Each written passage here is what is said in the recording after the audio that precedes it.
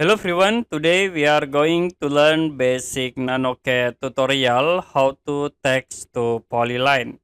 So for example, I will create text. You can type text and I will create in here. You can set the name into example. Now if you want to convert this text into polyline, you can type explode text and then choose a setting, click at this link settings.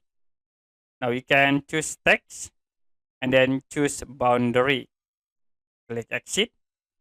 After it, you can select the text object and then you can press enter. The text will be automatically converted into polyline.